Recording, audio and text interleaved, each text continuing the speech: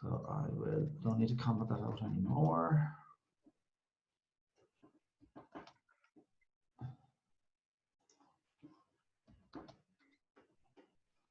And take out that guy. All right, so we're doing EX2. Okay. So what we're doing, and so this is the older way for interacting with. So this is dealing from the console, which is this guy. Okay. Now, what I'm going to be doing is I'm going to be editing the code in here, and I'm going to be copying it into this folder, which is C Java code. Okay. I'm recording it. I am. All right, so we're putting it into here. Now, when I put it into here, I've got to remember to delete the com.android package com.android, because these files are inside C Java code. All right, so I want to make sure that if I didn't delete the package statement here, it would be looking inside Java code. It would be looking for a COM folder. It would be looking for an Android folder. All right, that's not where things are. So this is EX1. This is the old way. Now you could have as many different objects accessing your console. All right. So reader.readline. So buffered readers equal new buffered reader, new input stream, system.in. Now system.in is what that means is you're getting input from the console, which is this dude here. Okay. Right. So we're getting input stream reader. So that means it's taking in bytes of data. Buffered reader means it's taking in groups of bytes of data. Where is it taking it in from? It's taking it into the command line prompt, which is that dude there. Okay. So string user input, reader.readline. Now, what readline does is it takes in reader, it's a buffered reader, so it's taking in groups of bytes. Now, when you go reader.readline, that means it's going to take in all of the bytes until you hit the return key. All right. So I enter in some text, reader.readline. So enter in some text, readline. That means as you're entering in text, it's going to enter in all of the text. It's going to be put assigned to user input. So if I type in hello there, nice to meet you, and then I press enter, enter is what puts hello there, nice to meet you, assigns it to user input. Then it says you enter the string user input. So just once more, I run it from here. So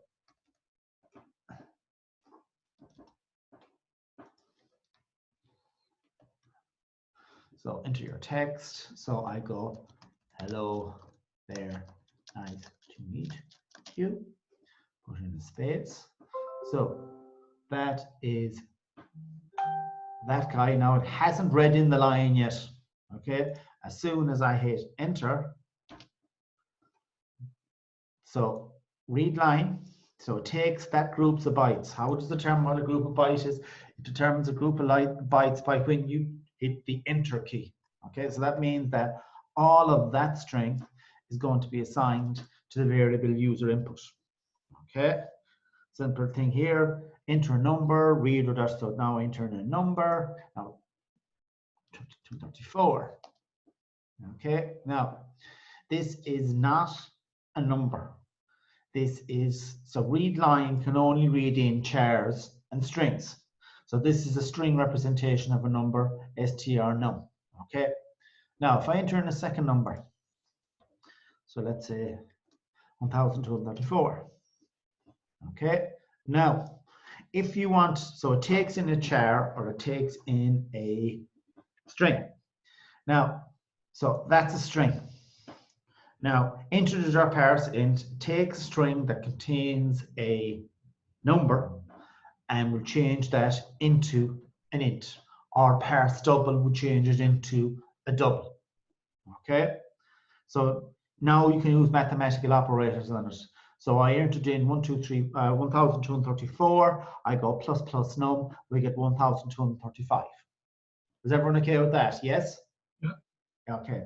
Now, the thing about this older way is that you could have multiple readers entering in or taking multiple readers taking input from the same console.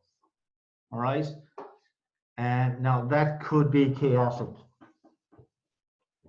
For instance, if you have a loop and you want to enter in 10 different numbers from a user, if you could have multiple readers inside that loop, and what would happen is it would take the first number but not the second number.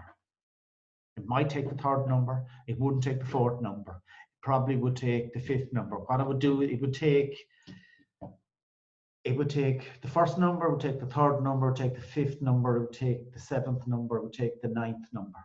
You wouldn't take the numbers, the even numbers in between. All right. I can't remember why. There's a valid reason why it does that. I can't remember why it is.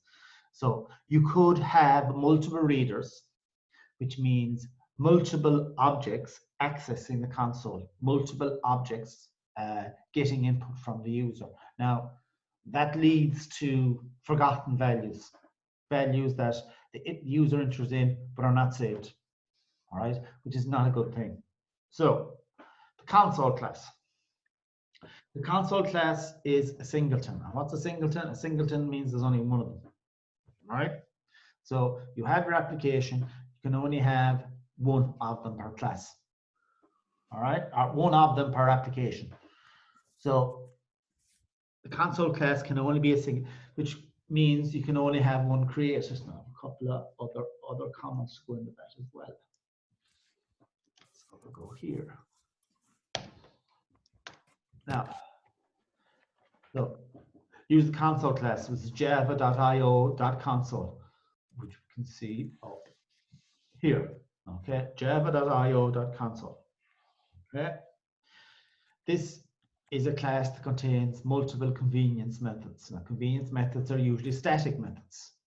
Okay, console is a singleton, so only one version of this is available. Okay, the JVM automatically create this view by calling. Now, system.console, that is what tells Java to take the input from here.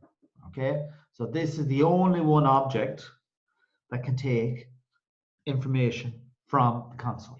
That's what that object does. That's its sole reason for existing. Okay, now you still use the same commands. Console.readline works exactly the same way as the other readline. You enter in some code in your console here, and it's going to you enter in some code, and it's going to take that input. All right. Now, so I have CD'd to, so I've copied this folder. Okay, copied this file. I've pasted it into this folder here. Now, this folder is C Java code. Okay, so it's the C drive Java code. Now, I've CD'd, so I'll close down my console and I'll start from scratch. All right.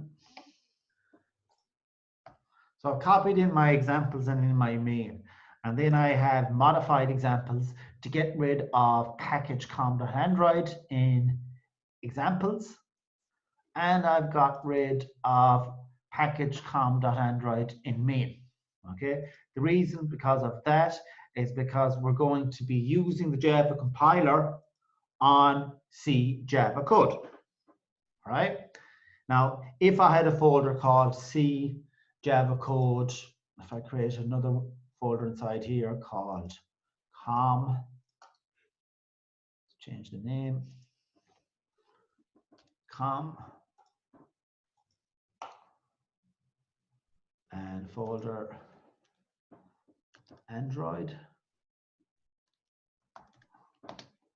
it probably will work. Now, you're not guaranteed it will work either, so you're better off to remove them. All right. So if I had my 5 inside there, then you could have package com.android, but we don't. Okay, we have them all there by themselves. Now, I am going to go to command line prompt. Now, I want to use the command line prompt as an administrator. That means I can access any file anywhere on my system. All right. When you run as administrator, you basically can do anything. If you didn't run as administrator, you're limited to where you can actually access your files. So I want to access them everywhere. So I get Windows command processor, click on yes, I get this guy. Okay. Now I want to CD. So CD stands for change directory. So I want to go to my directory, which is going to be C, and it is, what do I call it? I call it C Java code. So it's JavaCode. Right, now I want to see what's in it. Okay, I want to see what's in it. The command is dir. Okay, oh no, it's actually list, isn't it? Shit. Okay, dir is not displaying it, but that's neither here nor there. Okay, now we need to tell, so we want to use the JavaC program. Now, where is the JavaC program? Just to show you. Now, the JavaC program might be in a different location in your machine. All right, I'll just show you where it is. So,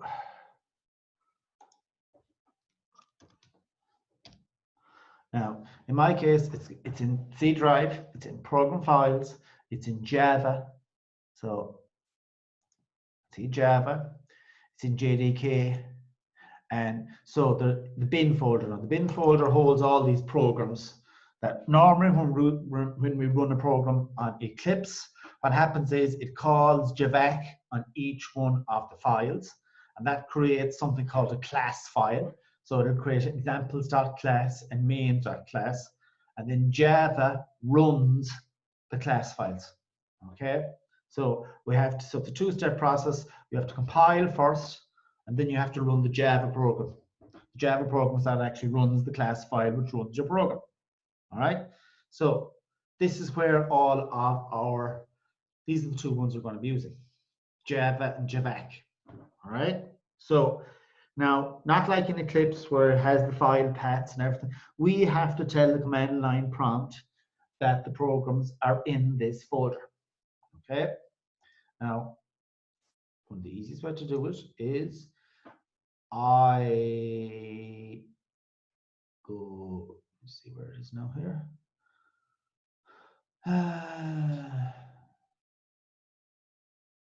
So I go here.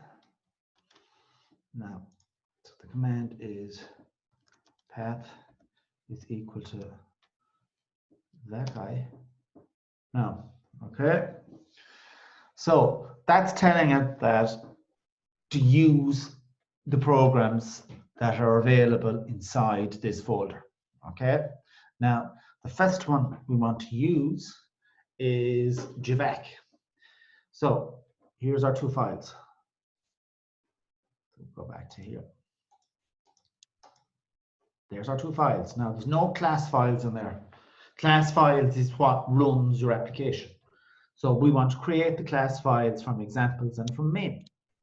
So we are going to go JavaC, examples, and examples dot Java.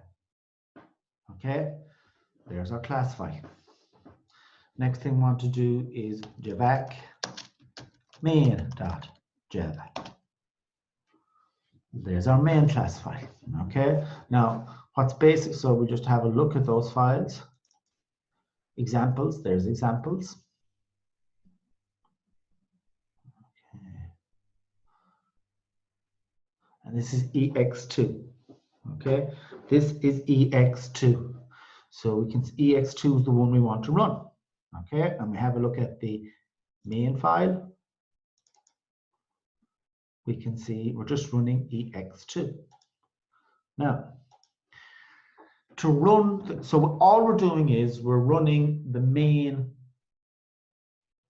class, Java class. So we're running this one, okay? This is the guy we're actually running, okay? That guy runs and it calls that guy. So we just call, this is the jumping off point. So we call the Java command, that's what actually runs our code. So I go Java and we go main. Now we don't have to put in any dot class thing at the end of it. So enter some text, my name. You enter the following text, null. Okay, now this console class does not work in Eclipse. That's why we need to put it in here. Is everyone okay with that? Yeah. Yeah? Okay. Yeah. Right. So after that, then it's pretty straightforward. So you should always check to see if your console is not null. Okay. Something could have happened. You might have forgotten to assign the system console. The system console is your command line prompt. That's what that is. Okay. So your system console is your command line prompt. You always check for its null. Okay. You don't specifically have to do it here, but it's good practice. It's a good habit. So every time we go to use the console, make sure you check to see that it's null, that's not null. All right. You don't absolutely positively have to do it here, but it's a good habit to get into. Is everyone okay with that? Yeah? Yeah. Yeah. So I'll just put in here. This is just a good habit to check if the console is not null. Okay. You don't have to do it, but we're going to do it here. All right. So enter some text. That's what appears on the screen, as we can see what's appeared here. And then string user input console.readline. What that does is it's getting the input from the console. It's going to get a group of bytes. Now, what group of bytes is going to get? It's going to get everything before you hit the enter key. As soon as you hit the enter key, it's going to assign all of that line of code to this string. So in that case here, I wrote in the word null. I hit enter. The process of hitting enter assigns that string to user input. Now, if you want to print it out to the screen, which is this guy here, we use this syntax. It's console.writer.println. You entered the following text, null. Now you could put in printf. Remember printf? So we can format the text if you want to. And that would print off formatted text to the screen. You could also use console.writer.format, as far as I can remember. Let me just check it.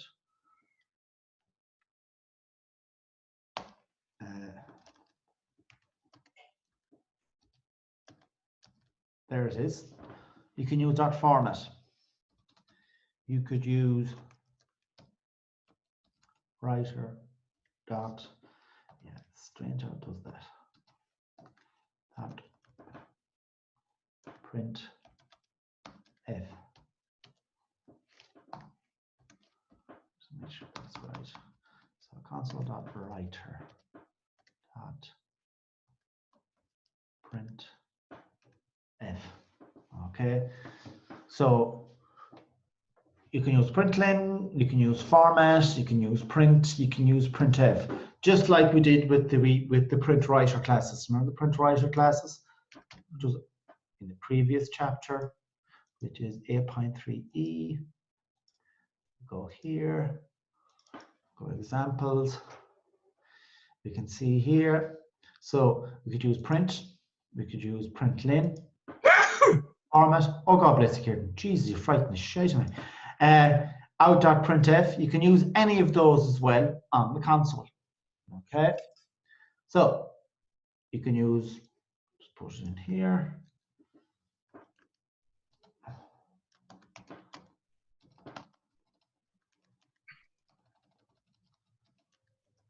Console.writer.format. Let's have a look and see. put in some formatted text. This, for instance.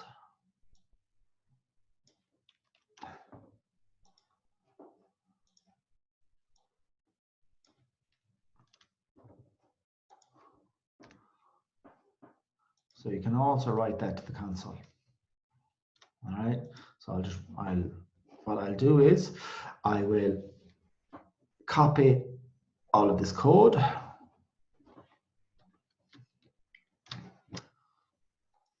I'll put it into examples.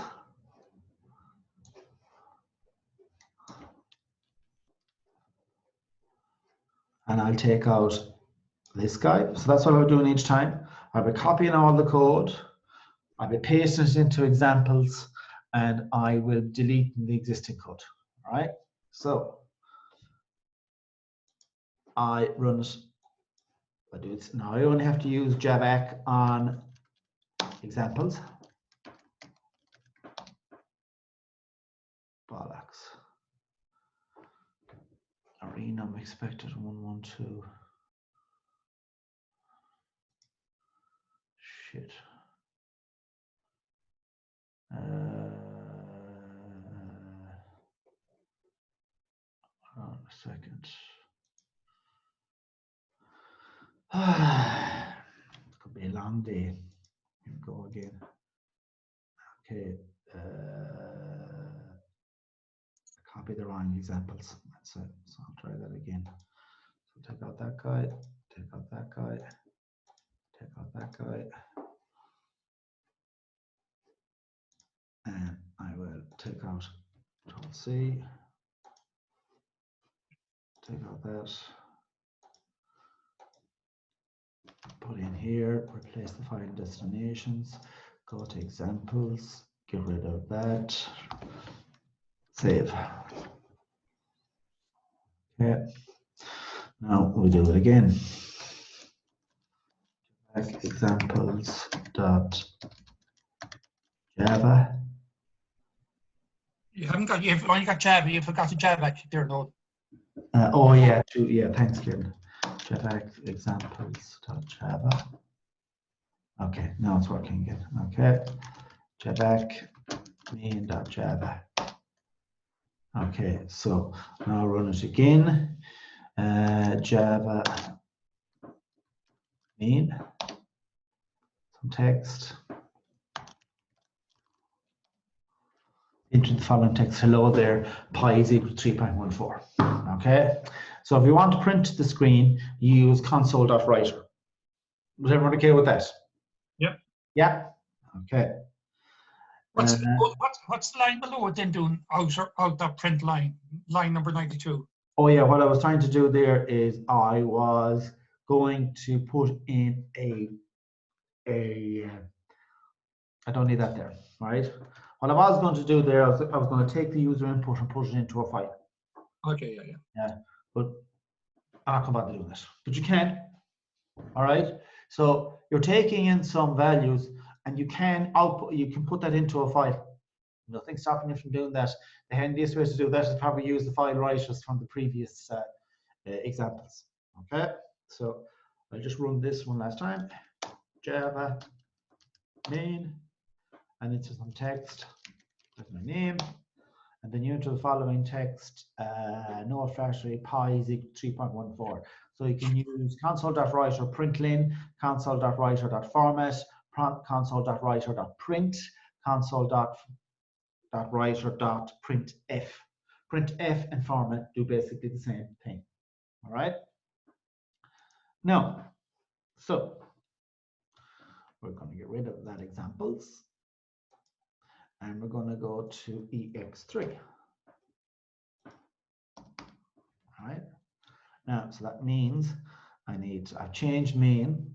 So that means I need to copy main, and I need to put it into here. Place the files in the destination. Okay, so I'm going to get rid of the main class. You don't have to delete them. There's no harm to delete them.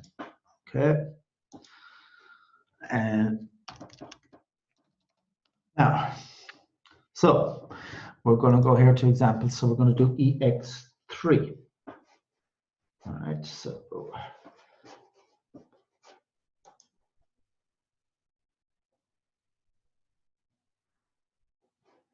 okay. So here we go again. What is this one? This is our second program using console. Okay, so we create our console object. Console is equal to system.console.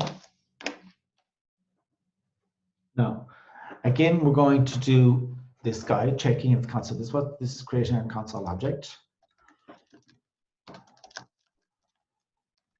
You get input from command line prompt. Next one is if console is not null.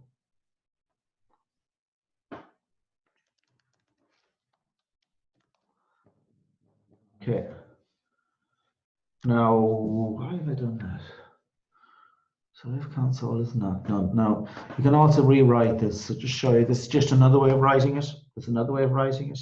You can say if console is null.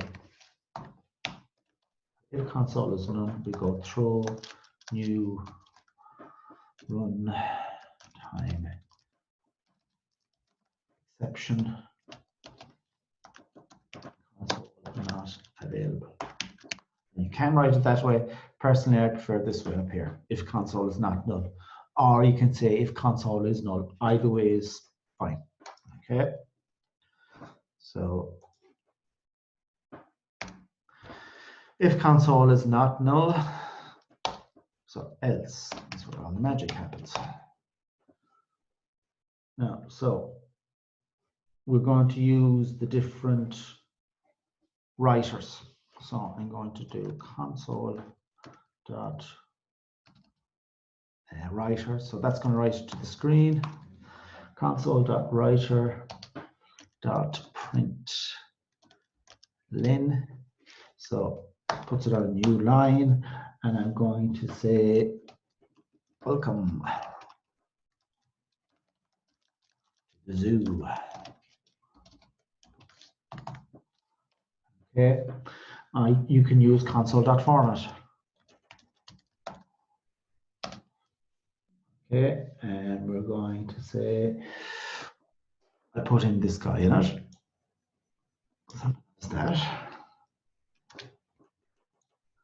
Now, format can be used to format text, or format can also be used just to print off ordinary text. This format just prints off text.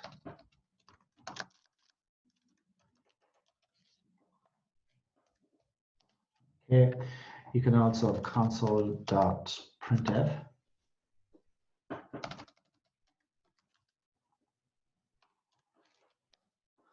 And you can use this.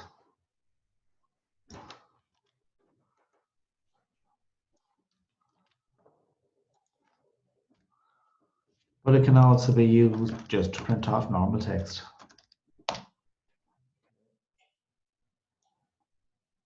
In here.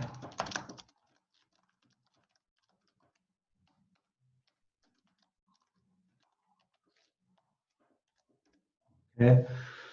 And so there is writer.println is going to go to the new line. Console, so if I put in another new line, it should put in a blank line.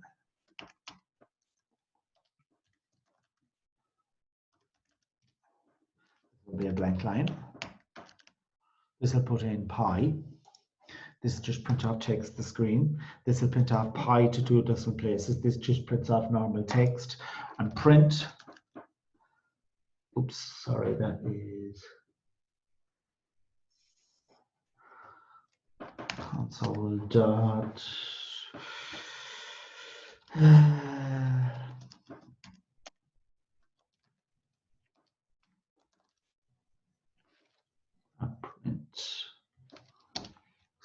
put in hello there.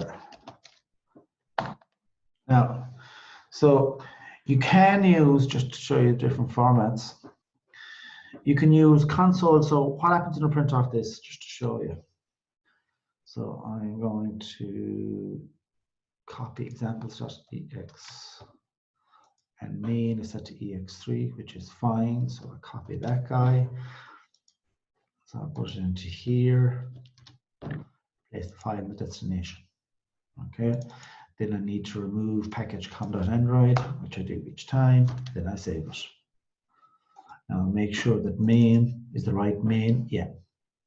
So then we go javac .java works. Javac main.java. Right. Cannot find symbol examples.ex3. So we'll try that again. Okay, examples from main. Fuck it. So if I open up main, yeah, package.com Android. Okay. Nice. So we'll try it again. Back. Main.java. Okay. Nice. So that's fine. So then we go Java main to make sure our two class files are created. Yep, there's our class files. So Java main. Okay, all that's happening is it's just printing out the screen. We're not taking in any input.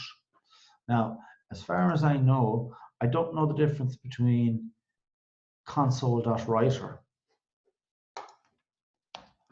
and console.println.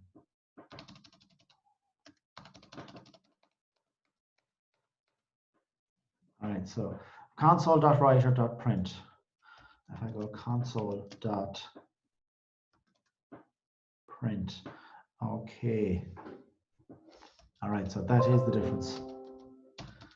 So show you the difference there. So you can go console.writer dot. Right, so you can go console.writer.printf, you can go console.printf,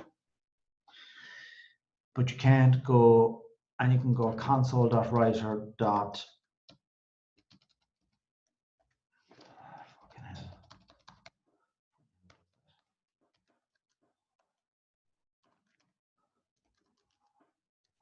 And you go console.writer.print, but you can't go console.print. You can only go console.printf or console.format. Right? So you can go console.printf, you can go console.writer.printf, but you can't go console. So this, so you can't do this guy. So there is no console.print, and just see. So there is also no console.println. Yeah. There is no console.println. Now, what's the difference in them? I don't know. This is just for printing out to the screen. All right. It's only just for printing out to the screen anyway. It isn't that important in the grand scheme of things. All right. So all that those are doing is just printing out to the screen. Yes? Yeah. Yeah. Okay. All right. We're not taking in any input in that situation. Not like up here, where we are taking in input. All right. The console doesn't necessarily have to take an input. It just can display things. That's all that's doing. Is everyone okay with that? Yep. Okay. Right. Now, so we are going to use ex4. So So we go here, static void ex4, and I am going to modify main directly inside here. So if I double click on main, I'm going to comment out examples.ex3, and I'm going to be running examples.ex4. Okay. Now, so we're going to do a little bit more work on read line. Okay. So we have, this is read line. Now, this is the one I prefer to use, this one up here. Okay, so I'm going to say, I'm going to create a console first. Equal to system.console. And so this creates our console reading from the command line prompt.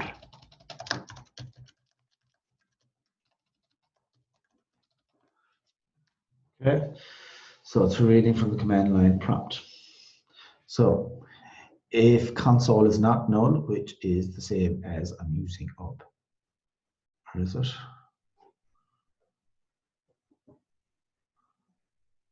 Okay, so I go if console null.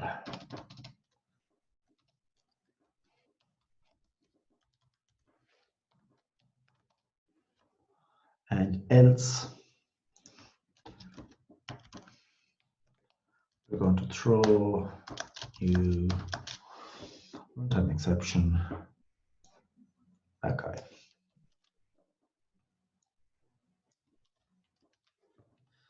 Right, now you could use the other way where you go like that, but this is just matter of preference. I prefer to use this one. Okay, so we're going to ask a series of questions of the user. They're going to put in their answer and we're going to display the answer on the screen. All right, now, so we're going to have console. So we just want to print to the screen. Console.writer.print in. So what we're going to say is we're going to ask them what port mood you in today. Simple question.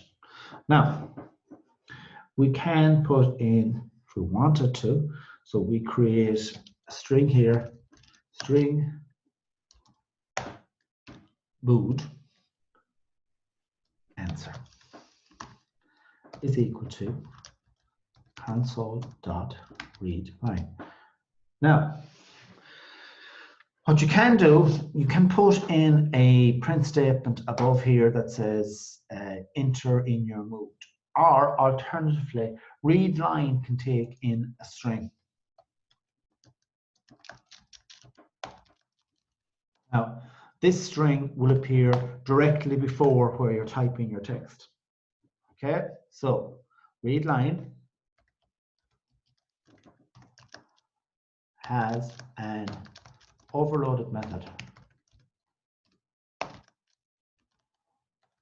that takes a string that will appear directly before where you type your text. Okay, so enter your mood here. So we can go, that's going to appear directly before enter mood, and I have a space as well, and maybe put in one of those dudes. So you'll see your flashing cursor directly after there. And then the next one is going to be string name is equal to console.readLine, and we're going to have here, please enter your name, space, that guy.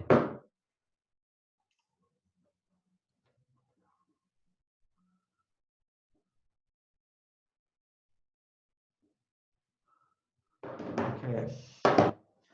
Please enter your name. Same thing there. Now,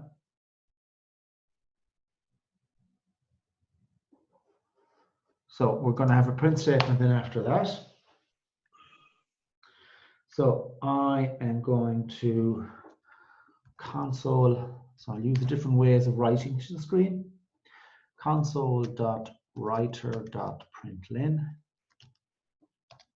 So I'm going to say your mood is mood answer. And I'm going to say this is println, because I want a new line. And I can also use console.write, console.format. I'm going to put in your name.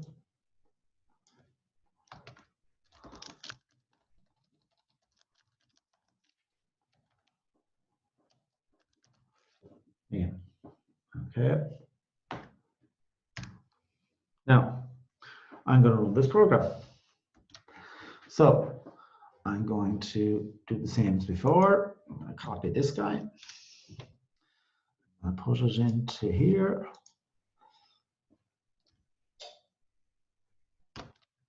Place the file in the destination. Now I'm going to double click on it. I'm going to get rid of that guy.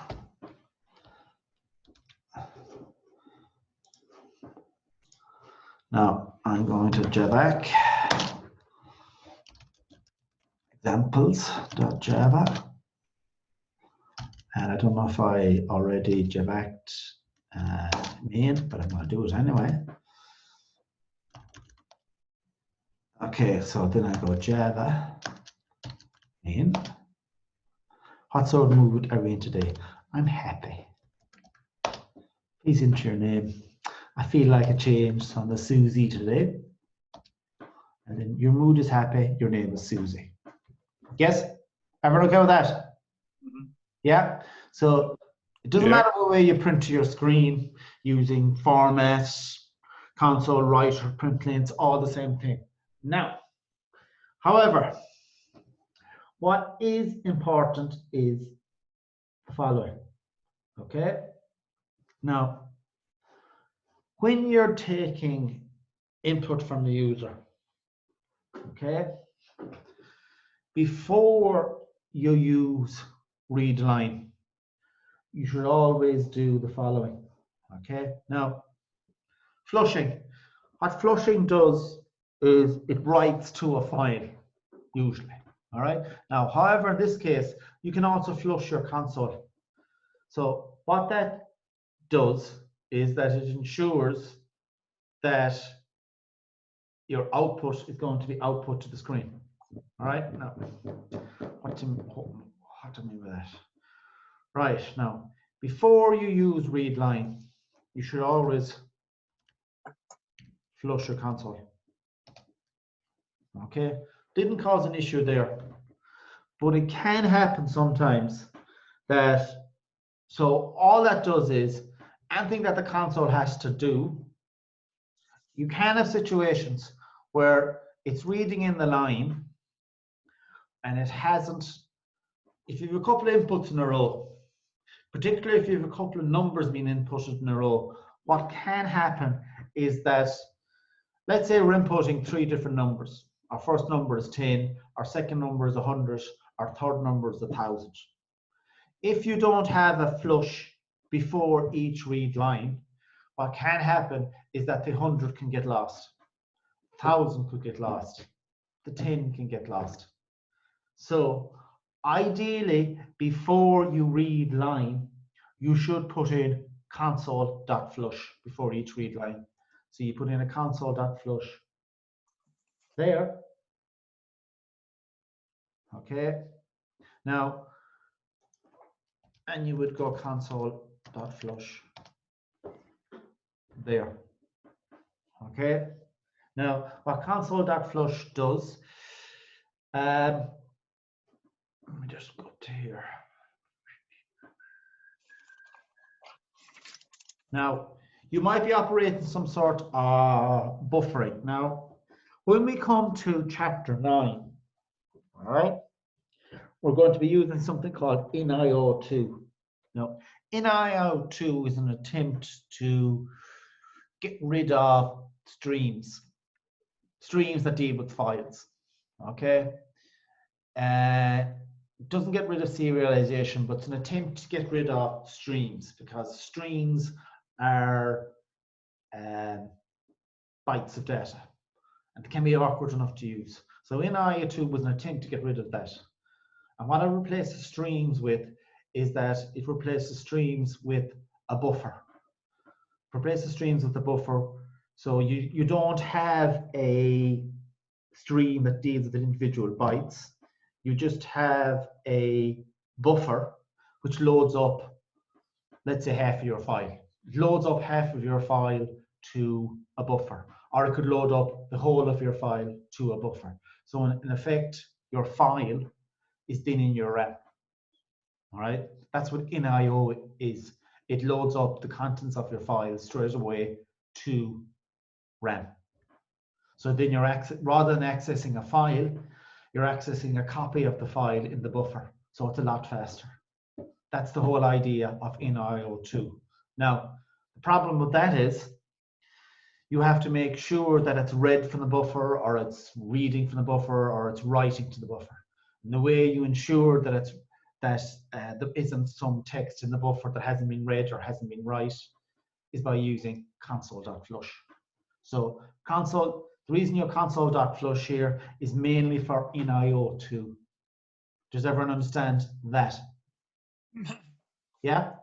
So Yeah. before you use readline, you use console.flush. Now, all that means is that if there's anything in the buffer, it'll load it. So if there's anything left over, it'll load it, and it's RAM, so it's extremely fast. So now, so I'll put in here, before you use readline, so I just copy and paste it.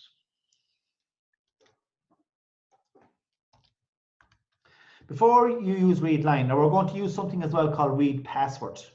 Okay, now read password is exactly as it says in the tin. It's for reading passwords. I'm sure you've seen that when you type in a password. Let's go to, give me an example of a password. Right, I'll show you how I do your wages every week. All right. So this is the trainee apprentice clocking system, tax. When you hear me talking about tax, that's what I mean. All right. Now, you can see here when I'm typing a password, the password doesn't actually appear. Yes? Mm-hmm. Okay. Now, here it's set to appear as dots. Now, the default is nothing appears there. All right. Now, I have the password saved here. I have a password management thing. So when you see a command here in Java, I do it here, read password. All right.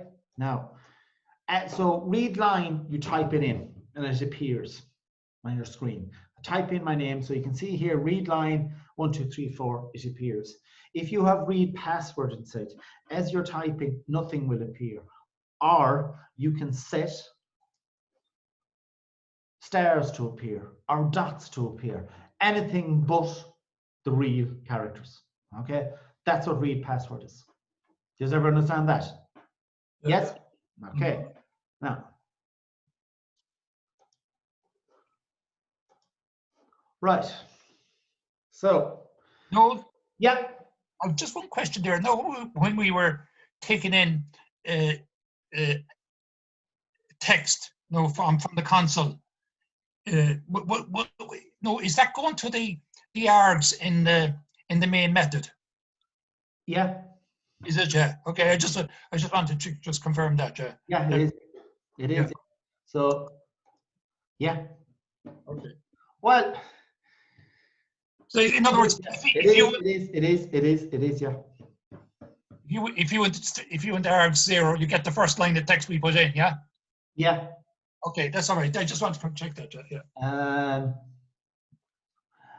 It mightn't necessarily attract, but it is going through that kit. Yeah, fair enough, yeah. So whatever you enter in here is being entered into args. Yeah. So I enter in Happy and I enter in Susie. It should, the first item, actually, it's worth a try. Okay, let me just see. So I'm going to print off args dot. Args 0 maybe, yeah. Yeah, args dot length. We'll just see what the length is first. Okay. So I'm going to save examples. And I am going to copy both those files. Yeah.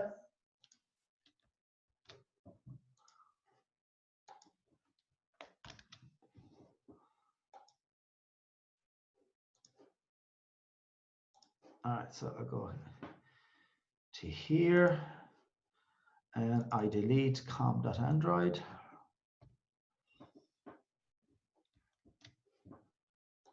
And I go here and I delete com.android.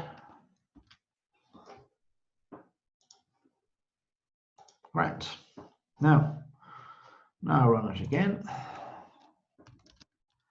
Get back.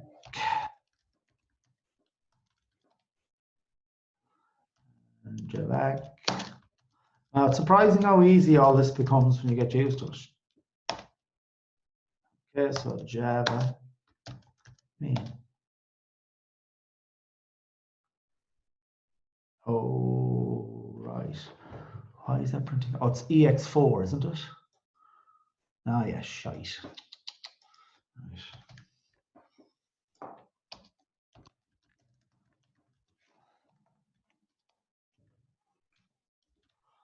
So I only have to copy across main.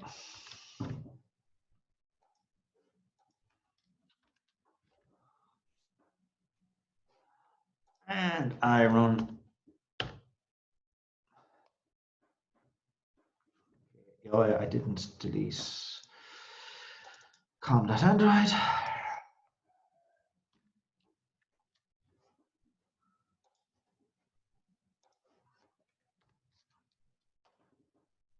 Okay. Need Happy. Is it your name? No. Your name is non-zero. Now, hold on a second. I think I know what's going on there. If I take off the flush.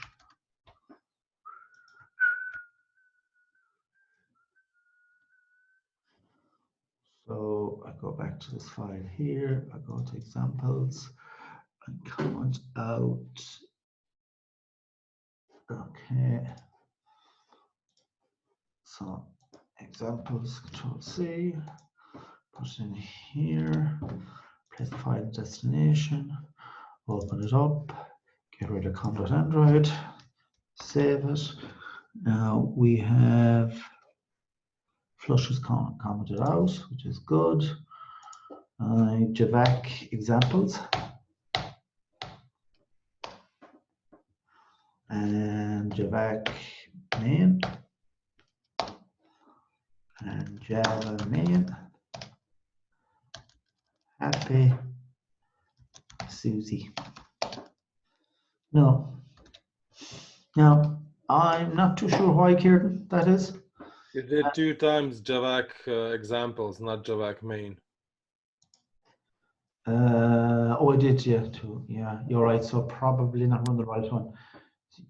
You're right there. So Javac main.java. Java main, still not going to work though.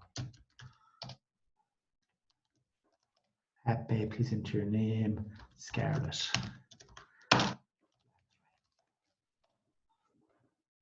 Okay. So Yeah. It still has to come in through the args, but they're not there. So I'm not too sure how it works here. No, that's okay. I just wondered, but there is a connection usually between There the two is, of them. yeah. There's no usually, there is a connection. Oh, That's yeah, how it come in. That's how everything comes in. yeah, fair enough. Yeah, and it goes into ours. Yeah. Yeah, so I don't know. Here's me honest answer. Yeah. That is how they come in. Everything comes in through string args. So you'd imagine there should be two there, but there isn't. I don't know. My guess is that as you're entering in, there's some sort of automatic flushing that's taking place that's actually taking them out of string args. Maybe, I don't know. I don't know, Kieran. Or maybe it's just reading in. It's only beside the point. Yeah. Maybe it's entering in into your mood here. That comes in through args, but it takes it out of args. Maybe. I'm not too sure. Okay. Now, but you are supposed to put in before you use read line, you should call the flush method, which forces any buffered output to be written immediately. Now, that's of particular importance when we come to inio2. All right. inio2 could load up the whole file into a buffer. All right. So there's anything waiting there to be displayed to the screen. If there's anything waiting to be written to a file, before you use read line, you should have console.flush. Now, one console.flush may work there, all right? Because you've got two read lines in a row and you don't have any other sort of buffered input in between, all right? But to be safe and sorry, you can put in console.flush in between them both. But one would probably suffice. If you don't have anything between your read lines, then one console.flush would probably do. Is that okay with everyone? Yeah. Okay. Now,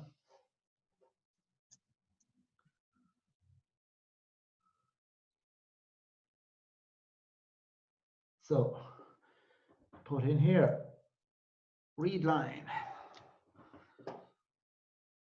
The text still will type the text.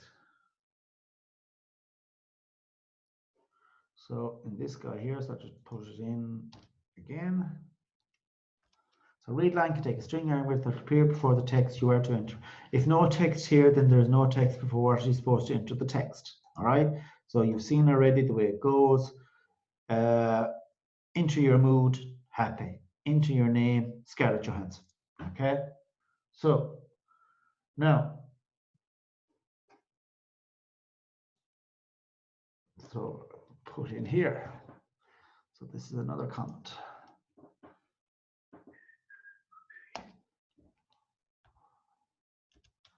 So now we are using console. Okay, now we could, instead of using string name is equal to console.readline, you could also do this. You could go console dot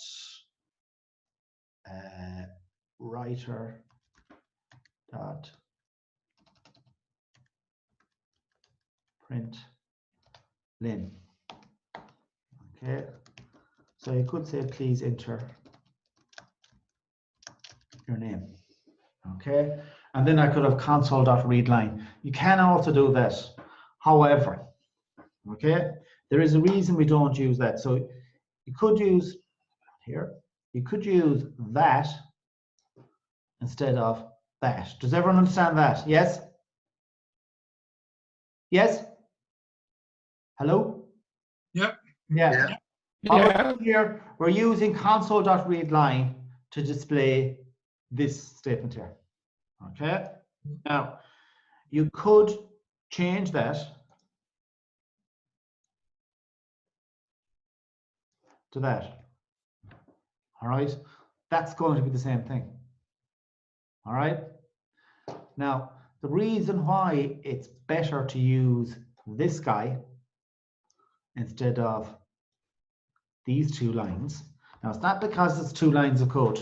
So that is going to produce the same thing. It's going to produce please enter your name, and then directly after that it's going to, actually this could be print. All right, console.writer.print, not println, it's not a new line, so everything's going to be on the same line. So this is going to appear directly after this guy. All right, now, however, this guy is considered better. I'll explain why.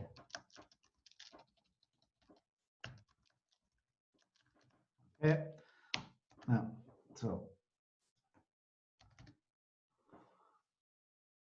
right, so the reason we use console instead of, say, system.out.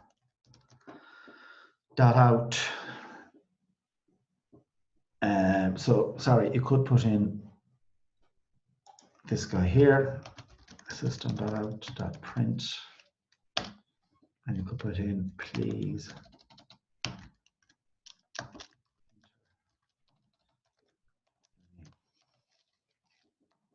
Okay, now we could use that in conjunction with string console.readline. All right, so we could use that. That's one line, and this will appear on. So take off that guy. So this is going to be our line. Now it's a print statement, so it means there's no new line. So this is going to appear on the same line. System.print, please enter your name. Right after it, you're going to see a flashing cursor, and you're going to enter in whatever your text is. Okay, so you can use print, you can use println. Do that. All right. The reason, so we want to know, why do we use this console here instead of using print? So the reason we use console instead of say system.out.print is for passwords. Okay. Okay. So if we have the command, it's or if the method, it is read password, password will not appear on screen. If it was a print, or print ln, it would appear on screen. Okay, and it's never, so if someone's just typing in a password, do you want the password to appear on the screen? Yes or no? No. No, you don't. Okay, so it's simple enough. Okay, so that's the main reason why you use that rather than have a print statement followed by a console. Okay, because the console, this guy here, the password could appear. Okay, now, so I'm just going to do an example of a numbers. Okay, so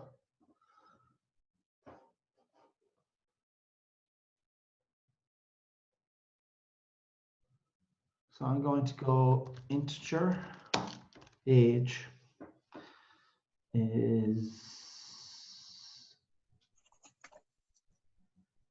equal to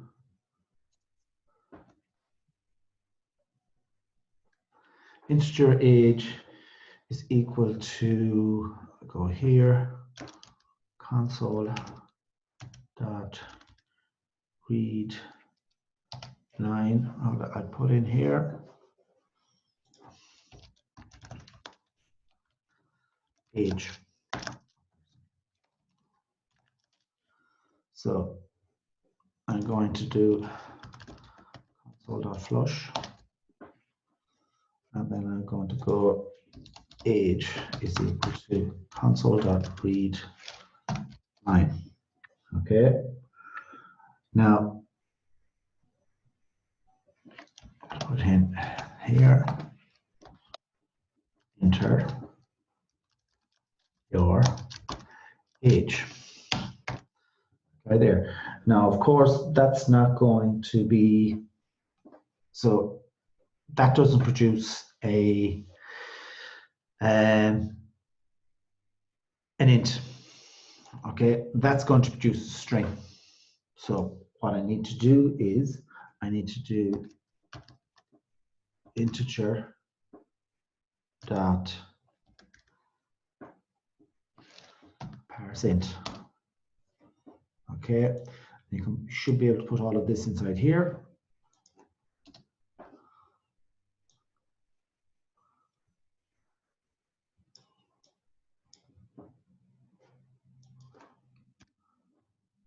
Okay, now, so integer age, integer parse int, console.read line, enter your age.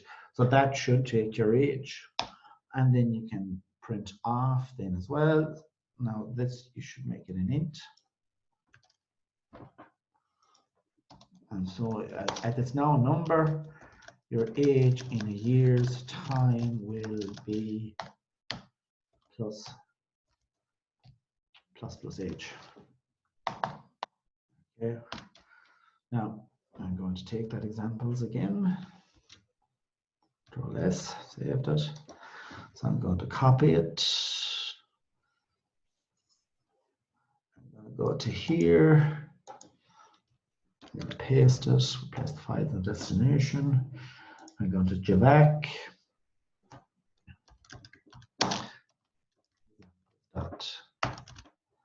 Java, and I'm going to go Java. Oops, should have saved the, what you call it. Get rid of that guy. Now save it. Run it again. Go Java main.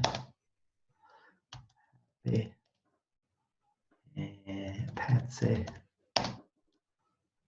Age of person, enter your age. I'm going to say 89. Your age in years time will be 90. Is everyone okay with that? Yes? Mm. Yeah. Now, this code here does not ensure that what you enter in is going to be a number. Now, you will have to enter in some other code to make sure that it is going to be a number. All right. So, I'll say that again. This code here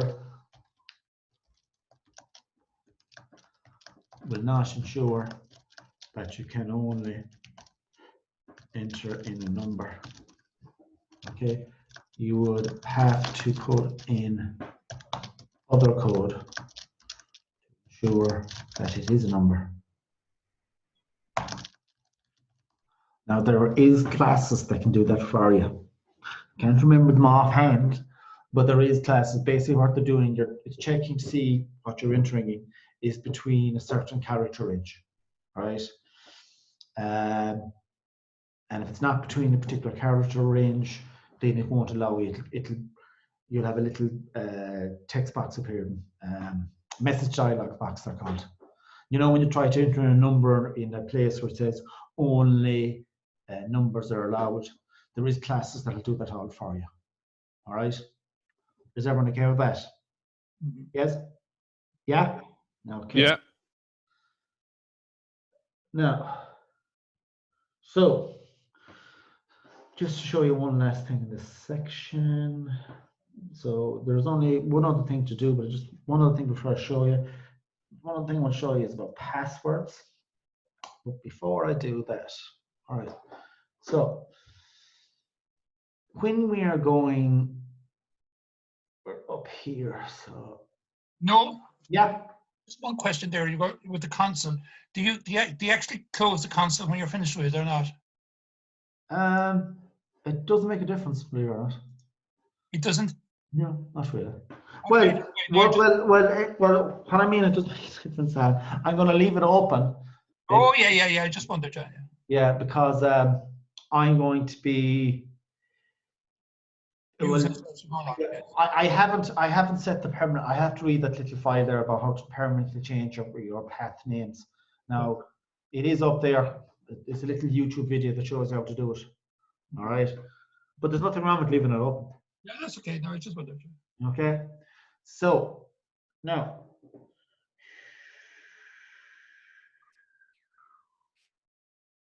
Okay.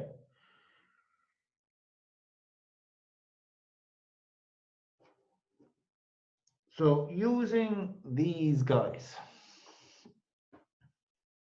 all right.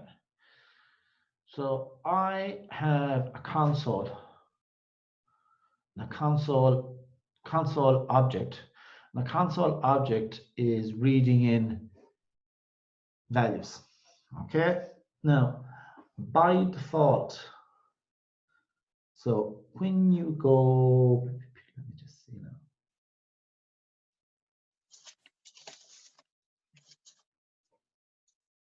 All right. Now, when I'm actually using these guys here, console.readline, believe it or not, in the background, there is a reader that's taking in 1 byte at a time. All right. Now, you can, so there is, when you're using, just for using console.read.line, what it's actually doing is it's reading in, for instance, it's reading in H, A, P, P, Y. All right. So it's doing a lot of back and forth rather than reading happy. It's reading H, it's reading A, it's reading P, it's reading Y. Now, as it's not reading it from a hard drive, it's reading it from the input. It's going to be fast. However, you can create a buffer that's going to read in, instead of reading in H, A, P, P, Y, it'll read in happy, or it'll read in, I'll run it again.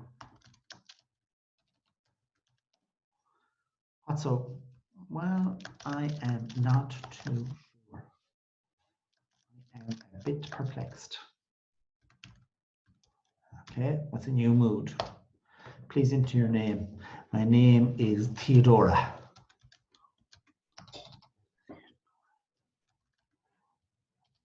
Right. All right, so when the reader is going in console.readline, it reads in WELL space I am not too sure. So if we wanted to read it in all in one go, now it's modern machines are so fast it doesn't make a difference. You can do this. All right. So what we do is we create a buffered reader, okay, is equal to new buffered reader, and we have console.reader. Now read line does call console.reader anyway. Okay, so console, or where are we here? Now console.readline calls console.reader. All right. Now, so this is just a way of creating your own console.readline. Now, why you'd want to do that, I don't know, but you can. So console.readline is calling console.reader. Console.reader reads 1 byte at a time. Okay, so you can create this object which reads in a set amount of characters or set amount of bytes at a time. All right, so it can take a buffered reader, or it can take a lower level reader, which is console.reader. This is reading in 1 bytes at a time. This is reading in multiple bytes at a time. Now, if you want to use this guy, you have to put in the try catch block. Now, why I'd use that, I don't know. This is just handier. Console.readline is handier than doing this shit, but you can do it. So if I go inside here, string value is equal to reader.readline And then I go, okay. So what this is doing is it's reading in a line using this guy, okay? And rather than reading in at a byte at a time, it's reading it in at a line at a time. But this does the same thing. I don't know why you'd have to use this. If they just had it in the book, I'll be honest, I don't know why you'd use this. All right? So I'm going to show you why you'd use it. I don't know. All right? Because I can't see any advantage to using it. So I'm just going to type it up. I don't really know why they include it in the book.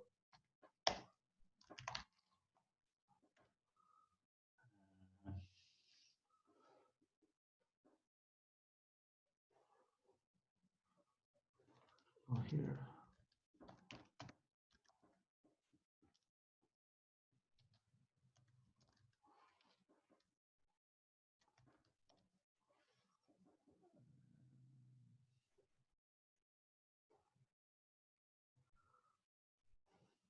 Go here.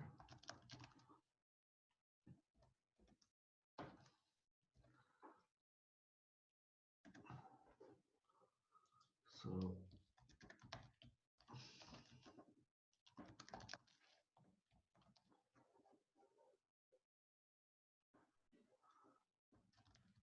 okay, now, as I say, I don't know why you'd use this. All right, I do not know why you'd use this because as far as I can see, there's no advantage. Now think of it through. So there's no advantage of using this over this. Is that okay, everyone? Yeah. Yep. Okay. All you're doing there is you're creating your own reader. Okay, this is a lower level reader, this is a higher level reader. This takes in groups of bytes. What's the group of bytes it's taking in? It's taking a group of bytes by line. Okay, because reader.read line, that will take in a group of bytes, which will be a full line. Now there is other readers, let me just say, reader.read. Right, you can go that guy there, char buffer target. So what that would do is that can read in groups of bytes. Let's say you want to read in 500 bytes at a time, 1,000 bytes at a time. Okay, so maybe that's why you'd use it. But what I've set it to here is a buffer takes in one line at a time. But you can set your buffer to take in. So you're typing in a full Word document, okay? And it will only read it to your screen or read it to a file, write it to somewhere after you're typed up a 0.5 megabytes worth of stuff, okay? It'll only start saving automatically after it sees your file exceeds a 0.5 megabyte in size. But I don't want that. I want, it reads it in lines. Okay, your buffered reader, you can define it to be your buffer, you can define it to be whatever size it wants to be. Okay, here, reader.read line, that's basically saying the buffer is going to hold one line at a time whenever we hit the enter screen. But the thing is, this guy does the exact same thing. Is that okay? Yeah, no, just Yeah. that value off. That's the same as %, is it? Yeah. No, Yeah. okay, That's exactly the same as %. That's just Okay. another way of doing it. okay. That's fair enough. Your value of an integer %. Okay. Okay, so it's the exact same thing. Okay. Right? It's just two Yeah. different ways of doing things. All right. Now, buffered reader, yeah. As I say, it's only if you want to process a certain chunk of text at a time. Now, you could, it would take a small way of doing, but you could create code in here that's going to read in paragraphs at a time. That's going to read in pages of data at a time. That's going to read in 10 pages of data at a time. That's going to read in chapters of data at a time. That's going to read in books of data at a time. Now you would have to define what that is, but that's what you'd use that for. Okay, if you want to read in a particular chunk of text at a time, be that a paragraph, be that a sentence, be that a page, be that a chapter, be that a book. Does everyone understand that? Yeah. Okay, so what does this? This allows us for text to be processed in specified chunks of bytes. So it could be, as in this case, at the end of each line of text. Read line, that's what read line does. Or it could be for every paragraph, or every sentence, or every page, or every chapter, or every whatever grouping you want. Now you have to code it in there yourself, but you can do that. So this one here, this is for will read in every line of text. Okay, so that guy there in that effect is doing the same as that guy up here.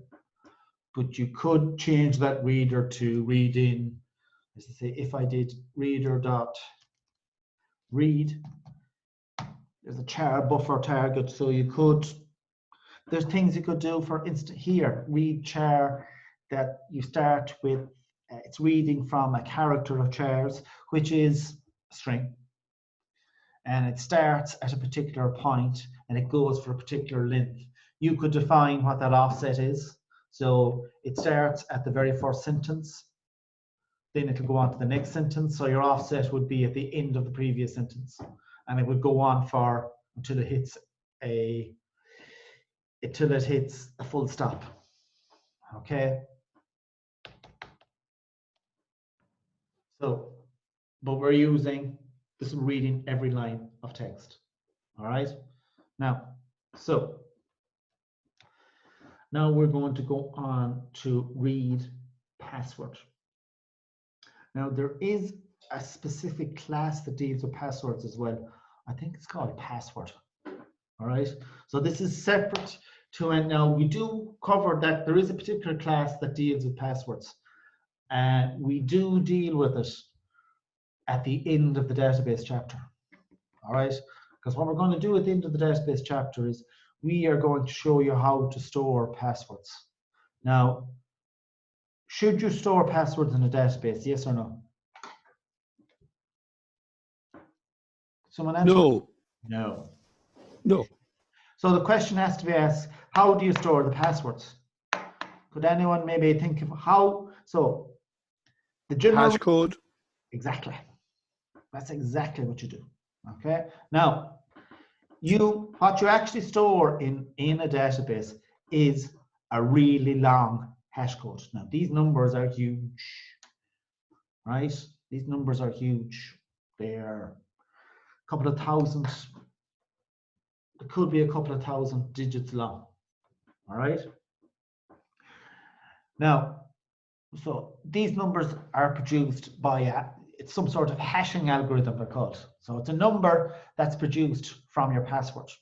So what happens is each time you're logging in, what is actually happening there is that the hashing algorithm, so let's say your password is password. Now that's a terrible password. All right. Now you have a hashing algorithm.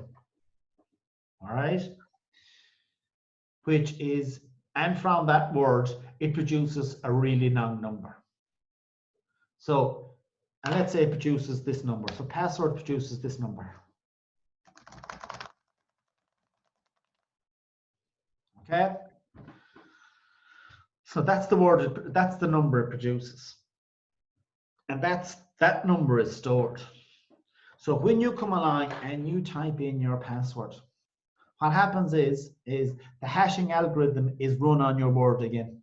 And if the number produced by the word you entered is the same as what's stored in the database, then you're getting access.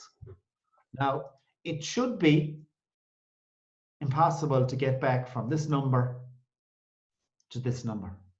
It should be. Now, it's very difficult to do that, but it should. So it produces a number, and the number should be produced in such a way that it will be impossible. So let's say it produces that number. Now that's a pretty big fucking number. Now, you try to produce that number in such a way that it should be almost impossible for anyone to take that number and get back to that word. Does everyone understand that? Yeah? Yep. Yeah. So that's what we're going to be doing. It's going to be the last thing we actually do in the taught part of the course. It's at the end of chapter 10. We show you how to hash a password. All right? It's something that's fairly useful. Now, funny, every company should do this. It's funny, every company doesn't do this. For instance, last year, Facebook were caught out with, they're all the time going about passwords. They were caught out, they had text files that just had the password saved as ordinary text. All right, so it doesn't always happen. It should happen, but it doesn't always happen. Now, it's not the easiest thing in the world to do, but hopefully with the step-by-step process, once you know how to do it, you know how to do it. It's like riding a bike, right? So it's not the easiest thing in the world to do, but it's something you should always do. You should never store passwords. You store a hash of the password. That's what you store. Okay, and it's not stored anywhere. Right. Now, so what we're going to do next is we're going to use, so this is going to be static void ex5. Okay, and we're going to go to main. And we're going to go to, take out that guy. And it's going to be examples.ex5. Right. So now what we're going to use here, this guy here is called read. Right. It is lowercase r-e-a-d p-a-s-s-w-r-d. Okay, right. When you are inputting a password to gain access to some resource, it should never be displayed. Hello, Carl. Okay, so this method will display nothing as you are typing in your password. Okay. Now, so that's the basics of what we're trying to do. So we're going to go here. We're going to say, we're going to start by creating a console object. So console is equal to system.console.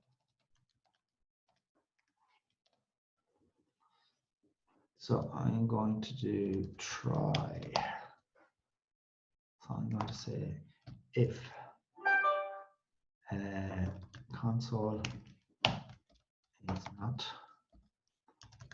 null. Okay. And if it is null, else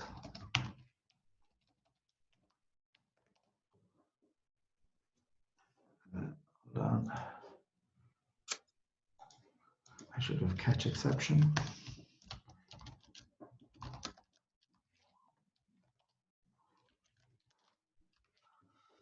Right. right, so else we're going to throw a new one-time exception.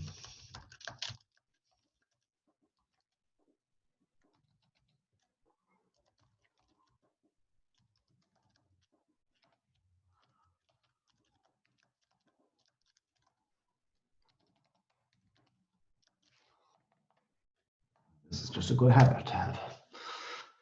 Right, so now read password.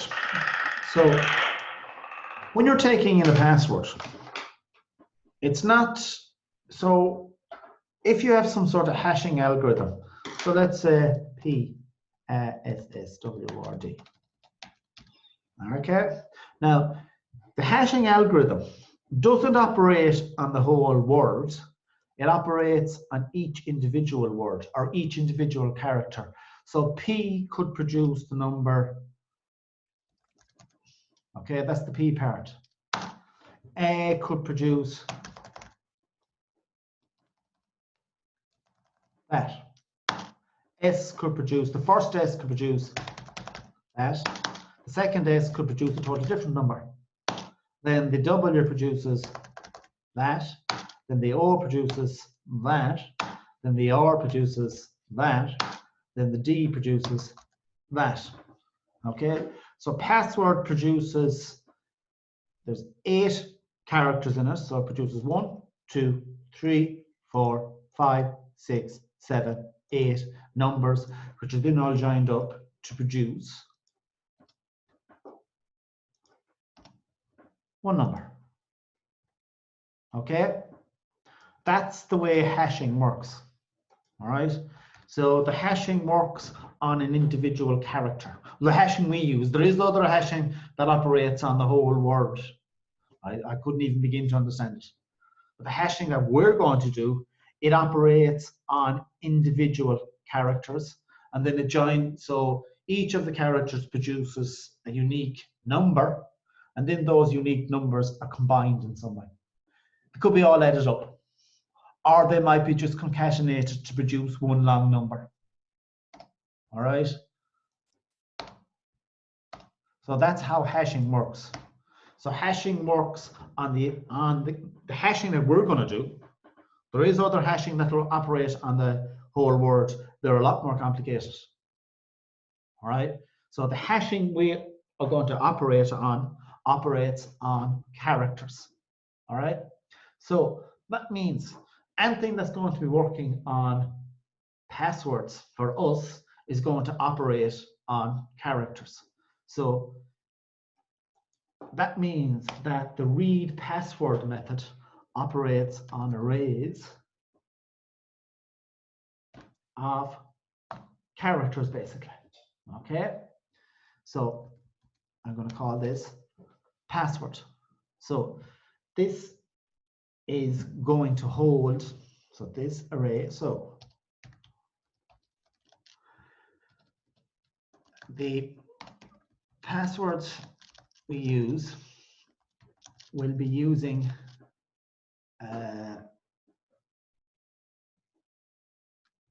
hashing algorithms that give a number for every character in a password. Okay, so read password operates on an array of characters. Now, it doesn't operate on a string. Okay, it has to operate on an array of chars. In this case, I'm going to call this array of chars, I'm going to call it password. Okay, so it's going to be equal to console dot. Now it's read, see there is read password. Now, just like the read line command, there's an overloaded method that can take enter your password. Okay, now just to show you how this runs, So I have main. So I have both them saved. I'm going to take examples and I'm going to take main. I'm going to copy both of them. I'm going to put them in here, paste, replace the file of the destinations. I'm going to open up the two of them. I'm going to get rid of package.com.android. I'm going to save that one. I'm going to go to this one. I'm going to go to main. I'm going to get rid of package.android and go to that one. Get rid of that. Okay. Now, so I'm going to do it again. Oops, shit.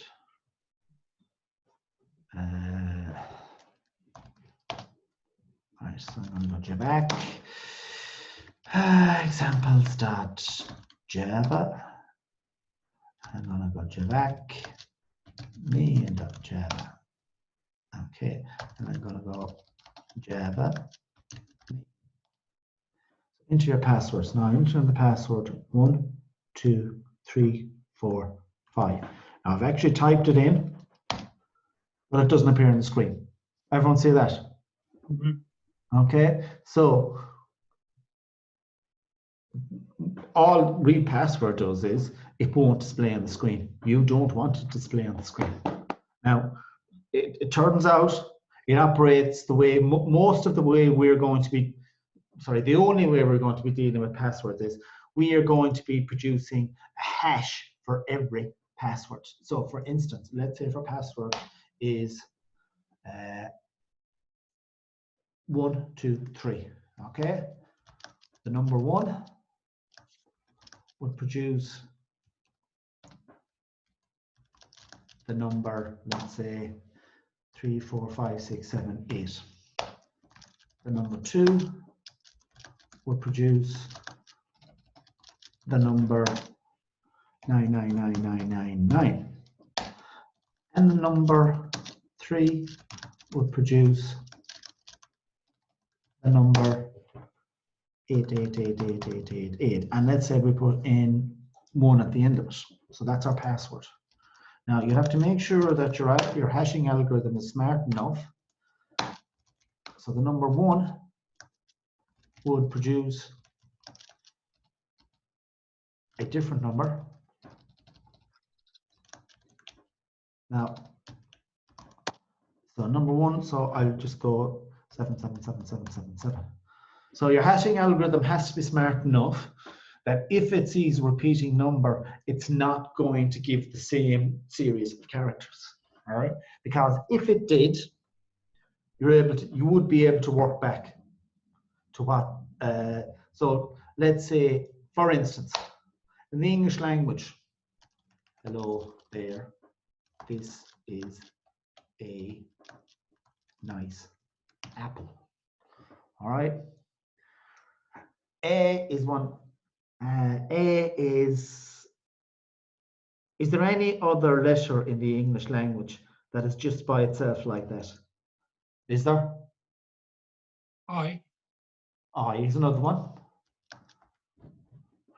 Okay. So if you're trying to decrypt some code, and let's say you have assigned a number to A, if you see a repeating number a lot, you can make a fairly good educated guess that it's an A. A would appear mostly more often than I. So if you see repeating numbers, you know that that repeating number is either an A or an I. All right. So your hashing algorithm has to be smart enough to know that if it has repeating characters, it has to produce different numbers.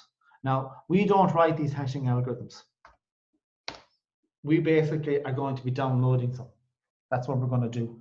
We're going to be downloading them, and we're going to be downloading them into here. It's a jar file.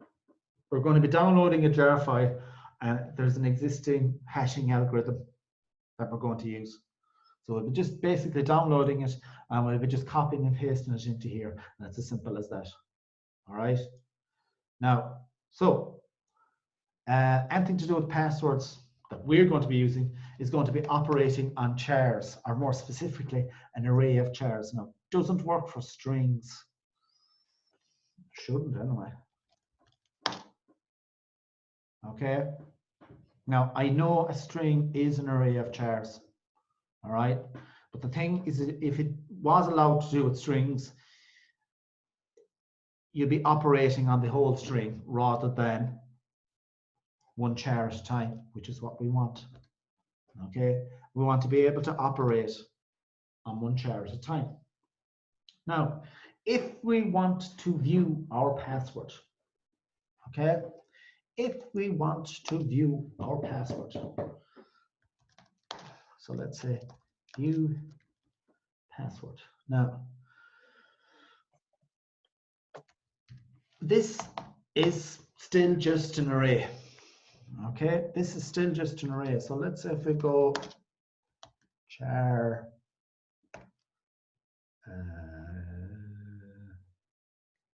zero, password 0.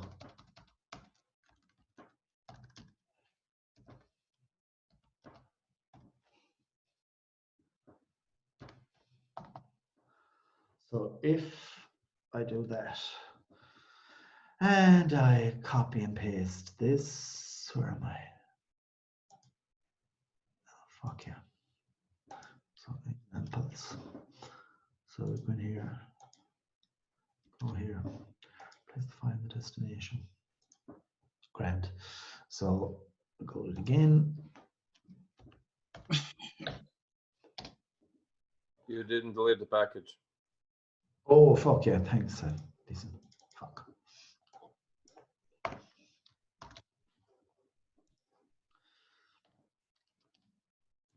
Now it should be. So read the password. We go 1, 2, 3, 4, 5. You can still view this. All right. Now, so all read password really does is that it stops it from displayed on the screen as you're typing it. That's all it really does. Okay. So you can still view this password.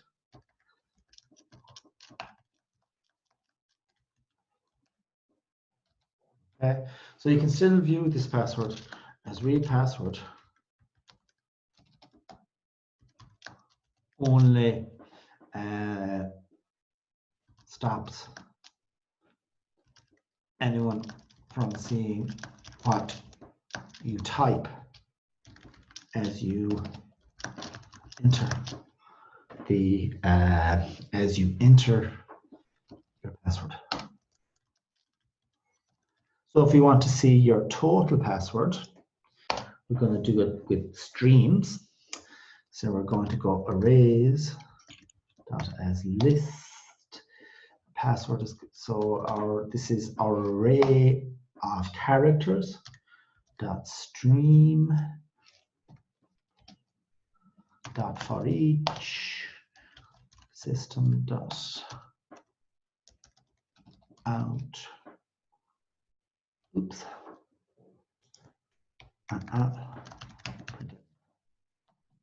Okay. So this will be printing out our password, or viewing our password. So we copy this dude again. Take out the dude. Here, replace file the destination. Dude, get rid of that. And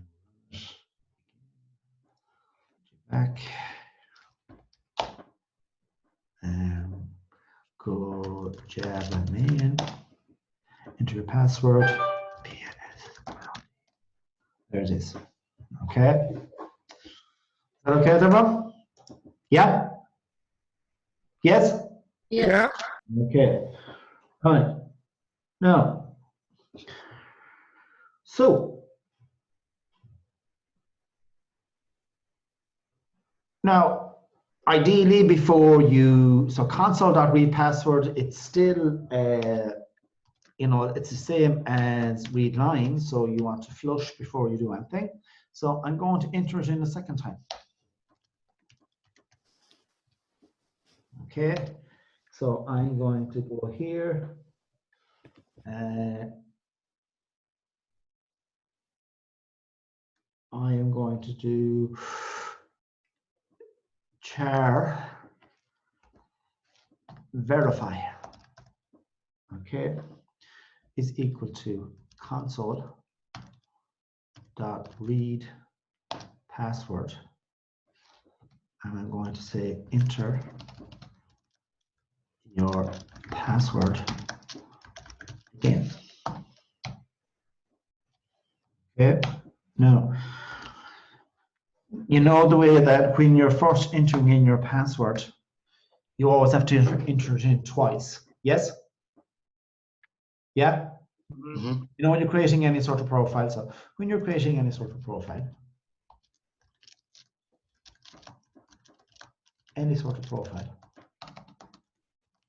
or any website, for instance, for any app or website, you have to enter in your password, your new password, twice. Okay? This is to ensure that you have the password you want.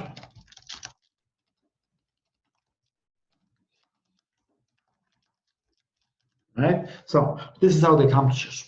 Right? So again, this is a practical example to show you. So this is going to ring. It's going to. This one is going to be. So what we're going to say is, if this array matches this array, we're going to say your passwords match. Yes. Mhm. Okay. So it's simple as this. So I'm going to say Boolean match. So we're going to say, now you could go password dot equals verify, but for some reason that doesn't work sometimes. So this is the method you should use if you want to find out if two arrays are the same. So you go arrays dot equals, so the two of them that you want to find out if they're the same, you go password and you go verify. Okay, so what is this doing?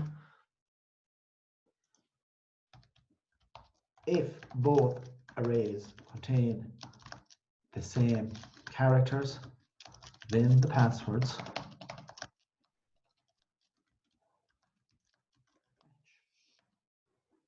okay.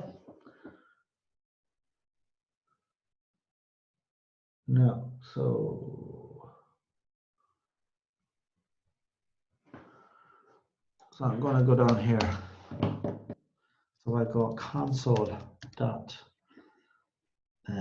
format. Could use either one. All right. Now this is going to be. I'm going to put a ternary operator in here. The reason I'm putting in ternary operators is because it's a long time since we used them, so we need to get used to them again.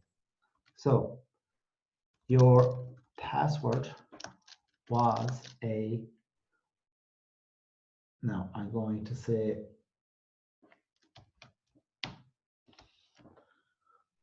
So I'm going to say here we're going to have match ternary operator. So if it's true, it's going to print off the word correct. Okay.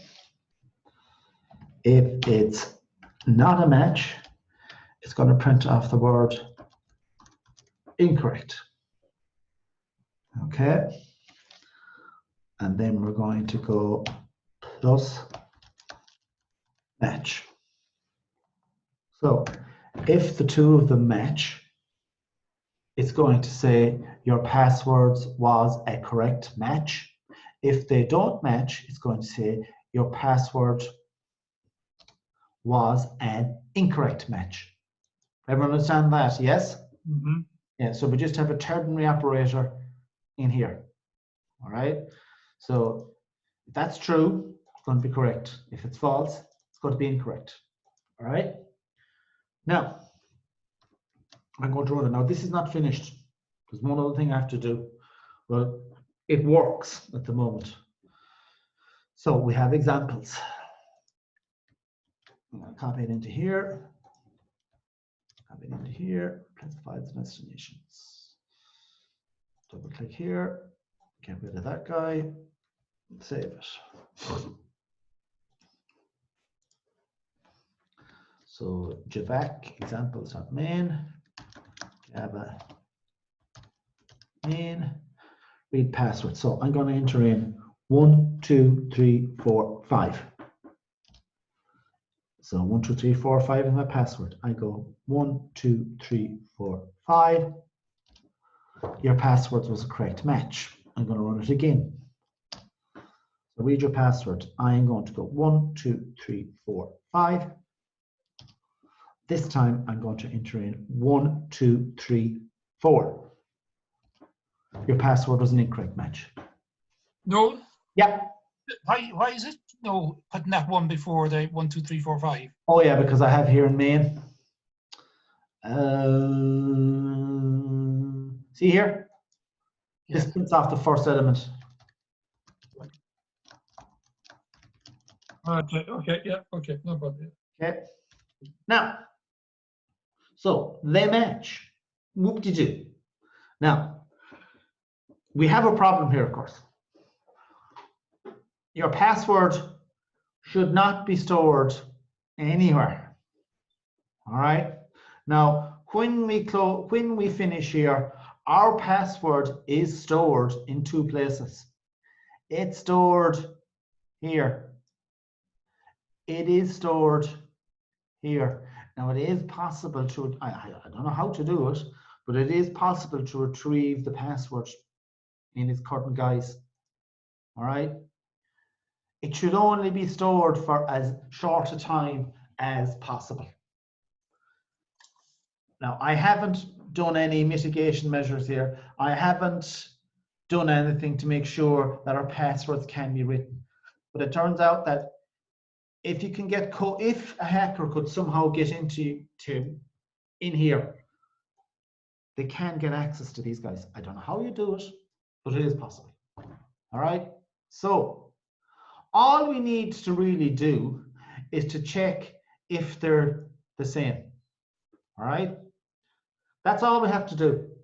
So also, this is the same principle that works. So you're taking your password, all right?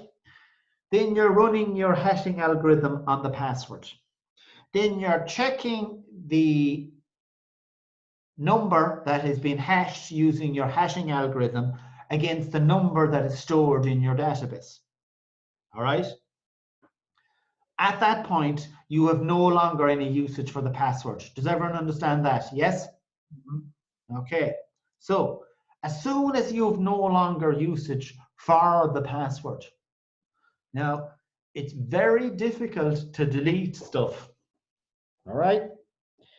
Even if you, so what you do, rather than trying to delete things, you'd have to go to a particular memory location and you will have to do all sorts of shit.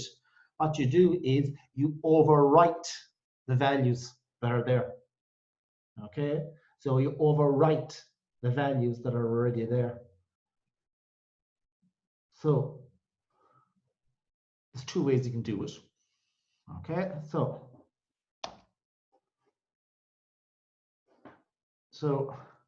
both of these, both verify and password contains your password. So as soon as they are no longer needed, we must overwrite the values contained within each of these arrays. Okay, that's what you do. Okay, deleting, yes, you could try and delete it, but here's the thing: when you delete something, as I've said to explain to you before, It's not deleted. All it means is that you can't access it by normal methods. However, there is plenty of software out there. If you delete a file off your, so if I come along here, and if I go here, and if I create a new file inside here, I'll call it, it's just an ordinary Microsoft Excel worksheet. Okay, now I delete it. Now, that's not deleted from your hard drive. All that's happened there is that you can no longer access it directly. But there is software available out there that can access that. All right. So deleting something is not the way to go. The way to go is you overwrite. Now, what that does is, let's say our password contains 1, 2, 3, 4, 5. If you overwrite, what it does is it writes, we're going to write x over 1. We're going to overwrite x over 2. We're going to overwrite x over 3. We're going to overwrite x over 4, and x over 5.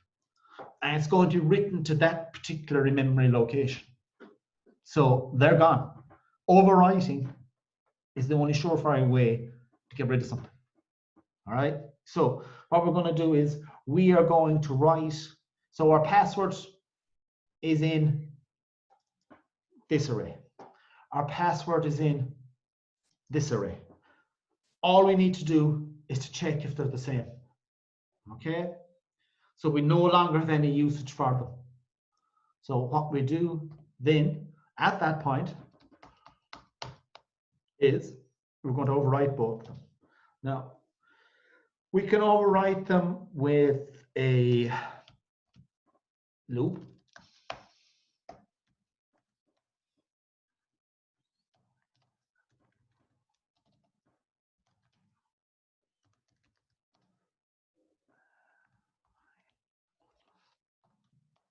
We go password I is equal to X. So that means password now is going to be written. We can use, there's a method called arrays.fill. Okay. Now fill, so what we're going to do, so it takes in an array and it takes in what you want to for each value in that array. Okay, so the fill method, there are an fill method will overwrite each character in the verify array with the character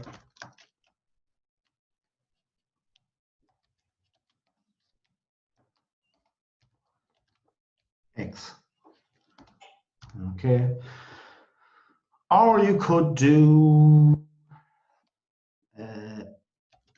arrays.asList and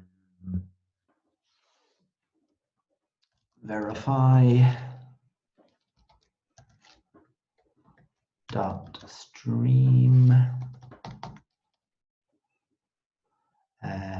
dot map. So it takes in a character. We're going to call this character C, and it's going to return character X.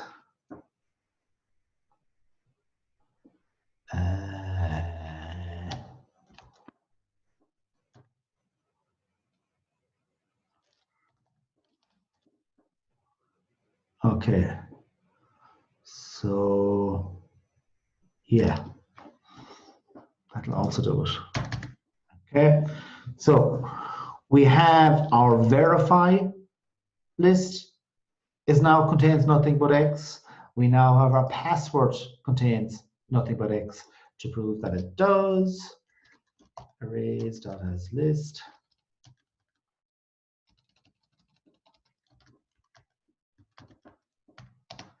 So I'm going to do create data as list password dot stream for each, and I'm going to say that out. So I'll run, oops, console not available. Right. Oh yeah, sorry, won't run here. So I'm going to copy this. I'm going to put this into here. I'm going to double click in examples. I'm going to get rid of this. Save that. I'm going to close this. Going to go to here. Going to go to here. Going to go to that guy. Enter your password. 1, 2, 3, 4, 5. 1, 2, 3, 4, 5. So you can see there, enter your passwords again. Your passwords, but see them all there. They're now all X's. Okay. Now that finishes that chapter. Is that okay, Deborah? No, Yeah. no. When you put in your password the first time and Yeah. the second time, right? And if there's a match, it's at that stage then that you want the hash code to put it stored in the database, is it? Yeah. Well, right. So we're mixing things here, I suppose. I know we probably are, yeah. Yeah. So here's just checking the passwords, checking that the two. So we can imagine a scenario: we're entering our password for the very first time. We want to make sure that that is the right password. Yeah. All right. Or alternatively, we are entering in our passwords, right? And we ignored this part, and it's just checking the passwords that we've hashed, okay, that we've hashed in here against the password in the database. Now, all you're doing is comparing the hash. Yeah. All you're doing is comparing the hash. So you enter your passwords, you hash the password, and then you overwrite it straight away. Yeah, that's fair. Yeah, we haven't done any hashing yet. Yeah. So we haven't done hashing yet. No. That's fair enough. Yeah. And we don't really specifically create hashing. We use hashes that are out there already. Fair enough. Yeah. So, and it's fairly simple. You just download a jar file, put them in here. Now there's a couple of steps you have to go through. I won't say it's simple, but you don't have to actually create the hashing algorithm yourself. Yeah. It'd be too fucking difficult, anyway. All right. Hashing is a whole area of computer science. Yeah. But you would hash before you're of the override there, yeah. Yeah. Well, no. Yeah. So you get your passwords, and then you get the hash of that passwords, and then you override it. Yeah. That makes sense. Yeah, that's logical. Okay. So that is that section finished, and that's as good a place as any to go for lunch. So we'll be back here again around 1:30, 25 to 2. Is that okay? All right, perfect. Yeah. So I will stop the share. I'll send another link at around 1:30, and I'll send a message. Is that okay? All right. Okay. Hey, Snow. Okay, come on. Bye. Stop.